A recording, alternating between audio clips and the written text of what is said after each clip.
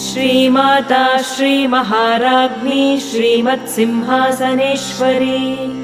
चिदग्निकुण्डसम्भूता देवकार्यसमुद्यता उद्यद्भानुसहस्राभा चतुर्बाहुसमन्विता